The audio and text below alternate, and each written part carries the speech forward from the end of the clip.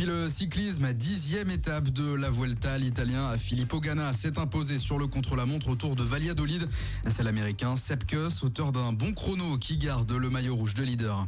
Voilà pour l'essentiel de l'actu sport. Excellente journée à notre écoute. Ils font l'actu et ils sont sur un GFM. 7h45, l'invité du jour. Amateurs de vélo, il y a 2 courses de haut niveau ce week-end dans le bassin Montluçonnet, samedi à Chazemais et puis dimanche entre Saint-Victor et Désertine. C'est évidemment la classique Jean-Patrick Dubuisson qui revient. C'est un événement traditionnel de la rentrée. On va en parler ce matin avec le directeur technique de l'épreuve, Jean-Philippe Duraca. Bonjour. Bonjour à tous. Merci d'avoir répondu à notre invitation, d'être présent ce matin à quelques jours de cette épreuve qui désormais a, je dirais presque à pignon sur rue. Voilà, vous êtes bien dans le calendrier national. Les équipes le savent, les instances le savent. C'est une épreuve qui est réussie chaque année. Oui, on en est à la 13e édition.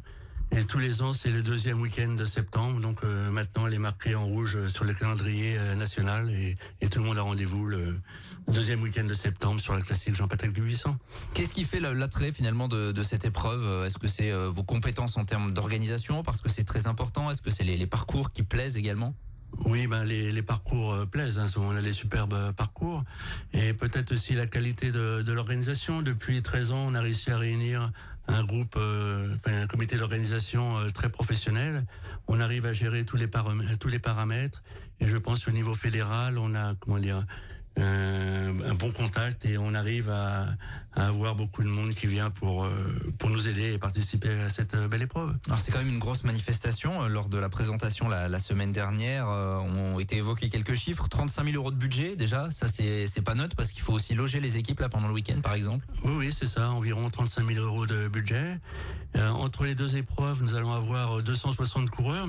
Une centaine le samedi, 160 le dimanche, ce qui représente 43 équipes qui viennent avec 6 sportifs et tous au moins 4 personnes dans l'encadrement, c'est-à-dire 400 personnes à gérer, à restaurer, à héberger et à sécuriser surtout pendant tout le week-end. Ce que vous avez dit également l'autre fois, c'est que c'est de l'activité économique pour le bassin Montluçonnet. C'est des choses qu'on met pas souvent en avant sur les épreuves sportives, mais voilà, pour les hôteliers, les restaurateurs, ça fait du travail.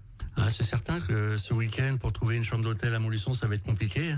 Le cyclisme va s'accaparer de tout le pouvoir hôtelier. Et c'est une bonne chose parce que il y a le côté sportif, mais le côté économique aussi qui est très important. Il y a d'autres choses également des chiffres que je voulais évoquer ce matin. 80 signaleurs. Il faut les trouver, vous l'avez évoqué l'autre jour, il y a un petit peu la crise du bénévolat, pas que dans le vélo, mais un petit peu partout. Vous arrivez quand même à fidéliser les gens? Oui, on arrive à fidéliser, mais pour justement sécuriser au mieux l'épreuve, nous faisons ça en circuit. Le samedi, ce sera un circuit de 15 km 600. Le dimanche, un circuit de 20 km afin d'avoir, une gestion sanitaire, une gestion sécuritaire maximum. Et voilà, donc il faut quand même qu'on trouve 80 personnes qui s'engagent à sécuriser la course.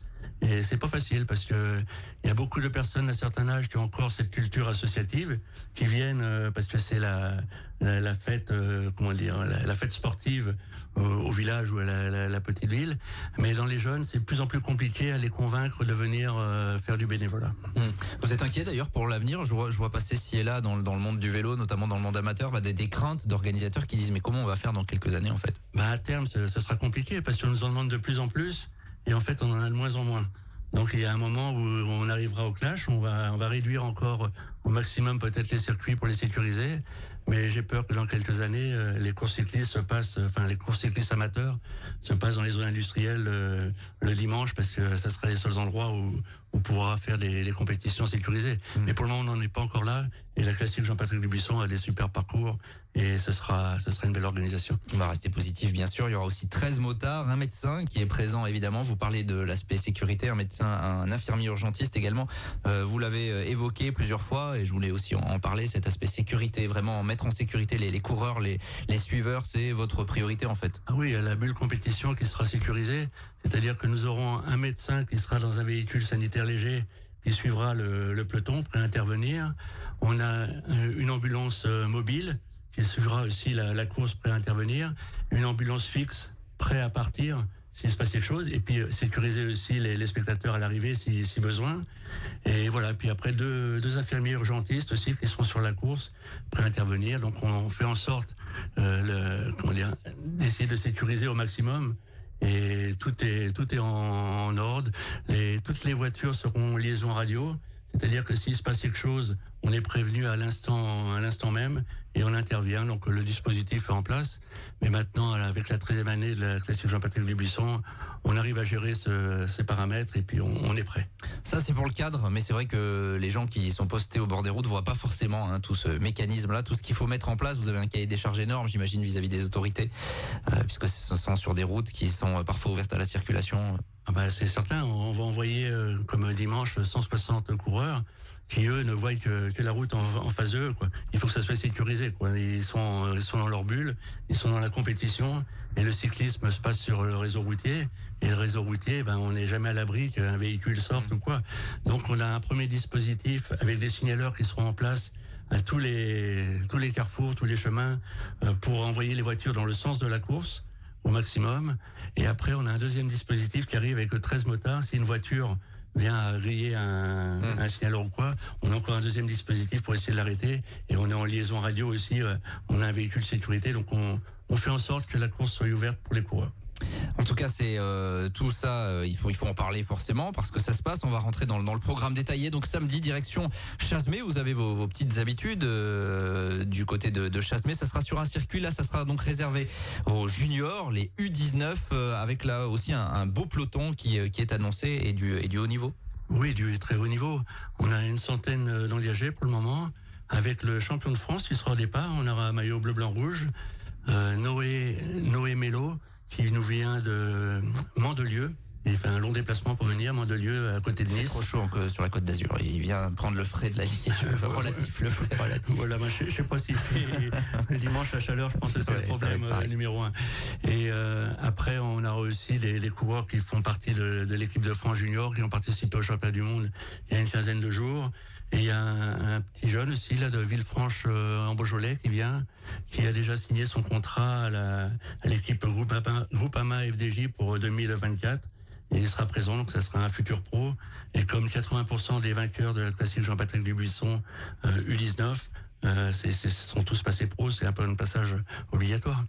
C'est Camille Chabret, c'est ça le garçon de Villefranche Non, Titouan Fontaine. D'accord, ok. Camille Chabret, lui, il est champion de France sur piste. Voilà, il est champion de France sur piste aussi. Il sera présent. Il sera présent. Il n'aura pas le maillot bleu, blanc, rouge, parce que là, on n'est pas sur une épreuve sur piste.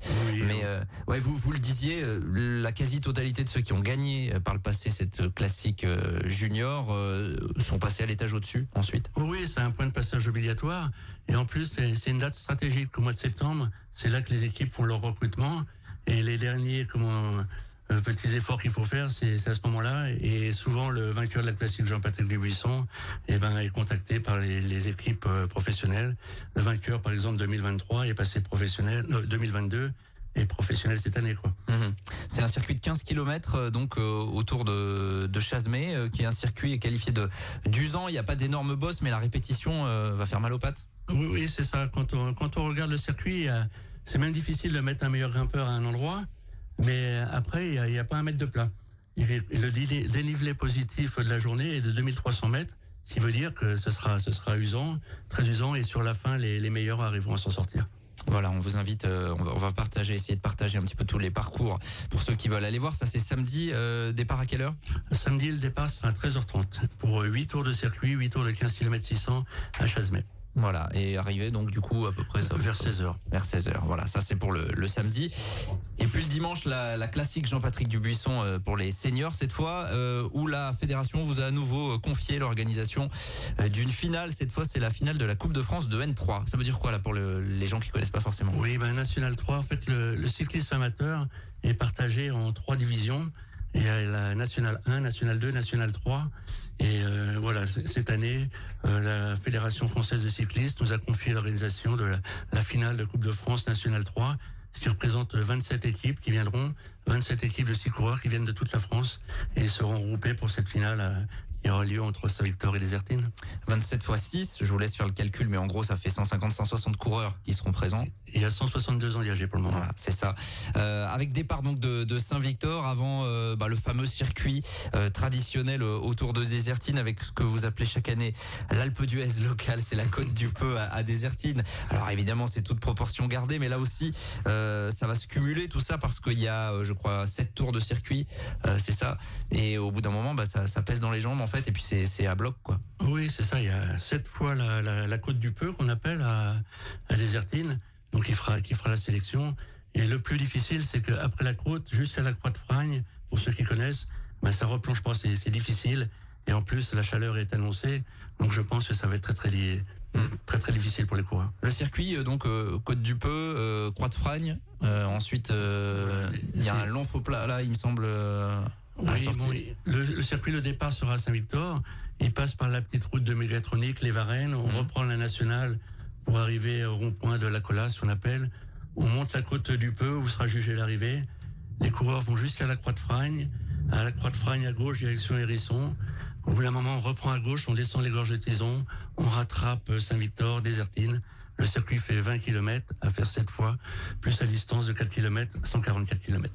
Et là aussi un gros dénivelé. C'est quoi comme type de coureur qui s'impose généralement sur ce genre d'épreuve?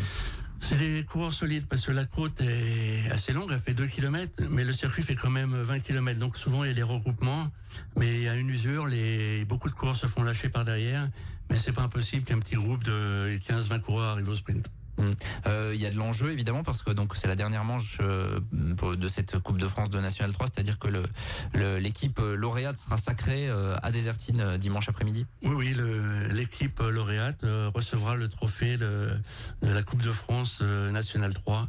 Elle sera sur le podium et puis voilà, il y aura un double enjeu. Il y aura le vainqueur de la classique Jean-Patrick Dubuisson 2023 plus le vainqueur de la Coupe de France.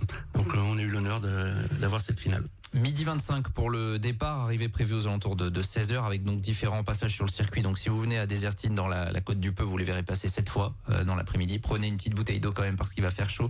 Ça aussi, la chaleur, c'est un élément qui rentre en ligne de compte en organisation, bien sûr. Oui, c'est le principal souci actuellement.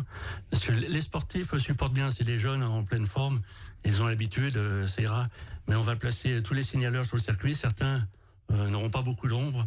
Donc on va leur donner un bob, on va passer leur donner de l'eau régulièrement et on va voir comment ça se passe. Mais je suis plus inquiet pour les signaleurs qui seront en plein soleil que pour les sportifs. On va suivre ça bien évidemment samedi autour de Chasmé, puis dimanche entre Saint-Victor et Désertine, la classique Jean-Patrick Dubuisson. Évidemment, c'est un événement traditionnel et ça fait plus de 250 coureurs qui vont être présents, 260 sur le week-end. Oui, 260, une centaine le samedi et 160 le dimanche. On vous souhaite plein de courage pour l'organisation. Merci Jean-Philippe Duraca d'être passé à notre micro. Il y aura certainement des beaux vainqueurs. On vous donnera évidemment les résultats dans nos éditions de lundi. Et nous, on va continuer. Il est 7h57. On est en direct. À tout de suite. Tous les matins, 7h45, l'invité du jour en direct sur RJFM. Retrouvez l'invité du jour en podcast sur rjfm.net et l'appli RJFM, mais aussi en replay vidéo sur YouTube et Facebook. RJFM.